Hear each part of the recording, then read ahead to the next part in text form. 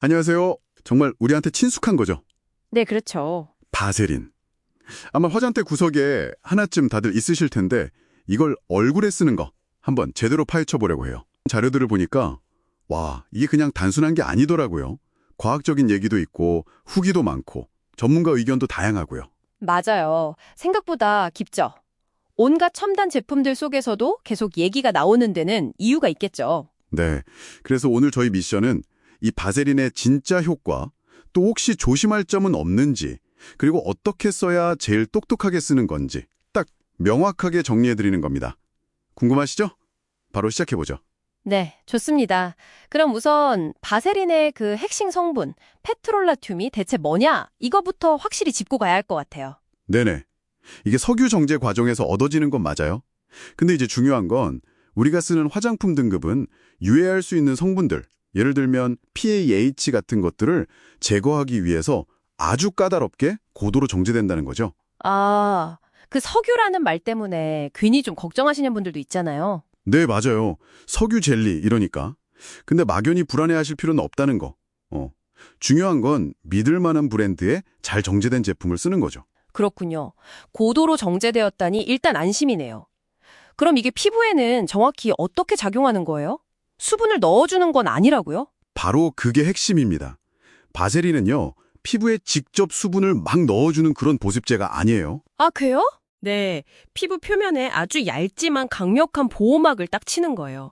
이걸 이제 폐쇄성 효과, 오클루시브 효과라고 부르는데 역할은 피부 속에 있는 수분이 공기 중으로 날아가는 걸 막아주는 거죠. 수분이 못 도망가게 막는 거군요. 그렇죠. 경피 수분 손실, TULL이라고 하는데 이걸 막는 능력이 다른 많은 오일료보다도 훨씬 뛰어나다는 연구 결과도 있습니다. 와, 그러니까 피부가 원래 가진 수분을 꽉 지켜주는 약간 보디가드 같은 거네요. 네, 그런 셈이죠. 이게 바로 바세린의 첫 번째 매력이겠어요. 피부 자체 수분을 지켜서 촉촉함을 오래가게 하고 건조해서 불편한 거 확 줄여주고 어찌 보면 제일 기본인데 제일 강력한 보습 원리네요. 네, 맞습니다. 그리고 단순히 수분 증발만 막는 게 아니라는 점도 좀 주목할 만해요. 오, 더 있어요? 네, 일부 연구를 보면 이 피부 장벽 기능 자체를 좀 돕는다는 보고도 있어요. 그러니까 피부 장벽을 이루는 중요한 단백질들 있잖아요. 필라그린, 로리크린 같은 거, 이런 것들의 생성을 촉진할 수도 있다, 뭐 이런 거죠. 아, 정말요? 그래서 아토피 피부염처럼 피부 장벽이 좀 약해진 경우나 아니면 피부과 시술 받고 나서 회복할 때 이럴 때 도움이 될 수 있다는 거예요. 오, 그건 진짜 흥미로운데요. 그냥 보습만 하는 줄 알았더니 장벽 강화까지.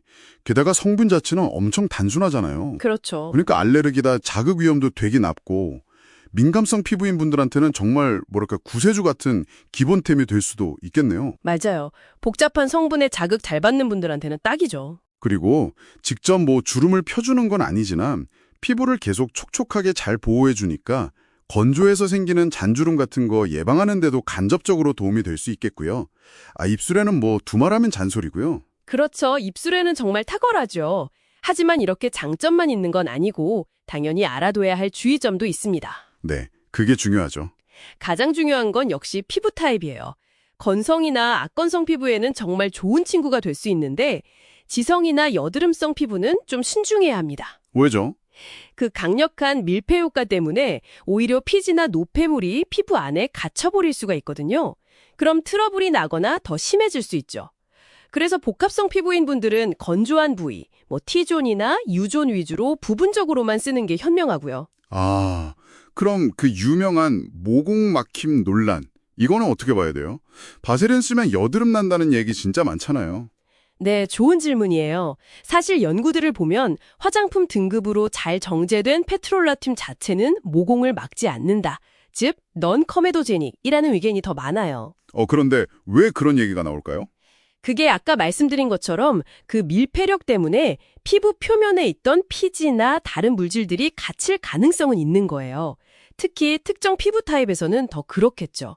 그래서 기름지다는 그 느낌하고 모공 막힘 자체를 똑같이 생각하면 안 되는 거죠. 아하, 느낌과 실제 작용은 다를 수 있다.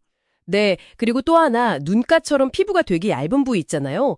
여기 너무 두껍게 바르면 비립종, 그 하얀 작은 알갱이 같은 거 그런 걸 유발할 수 있다는 의견도 있으니까 양 조절은 필수입니다. 정말 소량만. 네, 양 조절, 알겠습니다. 식기 사용에 비한 시각도 좀 있는데요.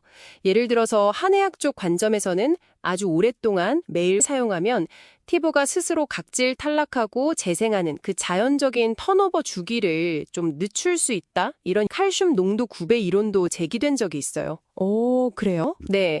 근데 이건 아직 주류 피부 과학계에서 완전히 딱 정립된 내용은 아니고요. 오히려 아까 말씀드린 피부 장벽 단백질 생성을 돕는다는 연구 결과랑은 좀 반대되는 측면도 있죠.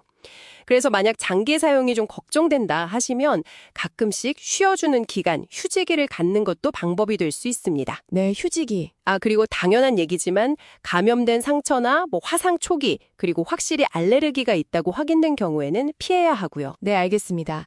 피부 타입, 상태, 사용 부위, 양 조절, 그리고 장기 사용 시 휴지기까지 고려할 게 꽤 있네요. 그럼 이런 주의점들을 잘 생각하면서 바세린을 가장 효과적으로 쓰는 방법은 뭘까요?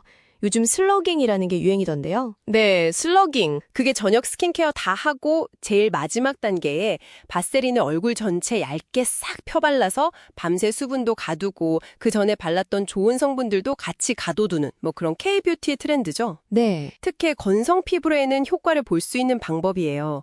근데 여기서 한 가지 함정이 있을 수 있어요. 함정이요? 네, 만약에 바세린 바르기 전에 발랐던 제품 중에 좀 자극적일 수 있는 고함량 레티놀 같은 게 있다면 바세린이 그 성분까지 꽉 밀폐시켜버리니까 오히려 자극이 더 심해질 수도 있다는 거죠. 아, 그렇겠네요.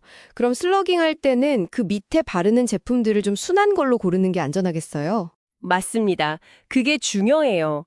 그럼 최적의 사용 팁을 정리해보면 얼굴 전체에 바를 때는 정말 소량만 얇은 막을 씌운다는 느낌으로 바르고 시기는 주로 밤에 쓰는 걸 권장하고요. 그리고 순서가 중요하다고 하셨죠. 네, 제일 효과적인 순서는 이거예요.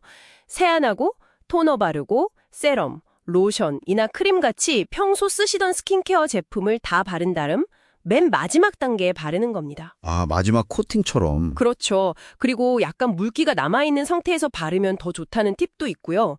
아니면 매번 바르기 좀 그러면 쓰시는 크림에 아주 소량, 1대3 비율 정도로 섞어서 바르는 것도 괜찮은 방법이에요. 섞어 쓰는 것도 좋군요. 네. 그리고 얼굴 전체가 좀 부담스럽다 하시면 그냥 유난히 건조한 입가나 눈가, 아니면 코 옆 이런 데만 집중적으로 발라주는 것도 아주 좋은 활용법이죠. 알겠습니다. 마지막 단계 보호막 역할, 그리고 흔한 오해들 몇 가지만 좀 바로잡아 주시죠.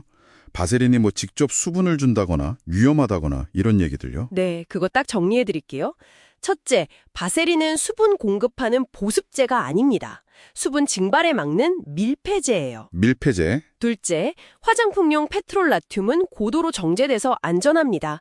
그 발암물질 우려 같은 건 정제되지 않은 공업용 등급 얘기고요. 아, 등급이 다른 거군요. 네. 셋째, 바세린으로 블랙헤드를 녹여서 제거한다. 이건 과학적 근거가 부족해요. 피부를 좀 부드럽게 만들 수는 있겠지만 블랙헤드를 직접 제거하는 기능은 없다고 봐야죠. 명쾌하네요. 그럼 결국 바세린은 내 피부를 잘 알고 또 올바른 방법으로 사용하면 정말 가성비 좋은 강력한 스킨케어 도구가 될 수 있다. 이 말씀이시네요. 정확합니다. 핵심은 그 밀폐라는 작용 원리를 제대로 이해하고 내 피부와 내 스킨케어 루틴에 맞게 현명하게 활용하는 거예요. 그 자체로도 훌륭하지만 어떻게, 언제 쓰느냐가 중요한 거죠. 자, 오늘 바세린에 대해서 정말 깊이 파헤쳐봤는데요. 마지막으로 저희가 여러분께 던져드릴 질문은 이겁니다. 네. 바세린의 그 강력한 밀폐 능력에 주목을 하셨다면 혹시 일상생활에서 피부로부터 좀 밀폐시키고 싶은 다른 외부 요인들은 없을까 한번 생각해 보시는 거죠. 예를 들면 겨울철 찬바람이라든지 아니면 건조한 난방 공기, 미세먼지 같은 거요. 아, 얼굴뿐만 아니라 다른 상황에서도요? 그렇죠. 꼭 얼굴이 아니더라도 우리 몸 다른 부위나 어떤 특정 상황에서 바세린의 이 밀폐 원리를 어떻게 좀 현명하게 응용해 볼 수 있을지 한번 고민해 보시면 어떨까요? 여러분만의 슬기로운 바세린 활용법을 찾아보시길 바랍니다.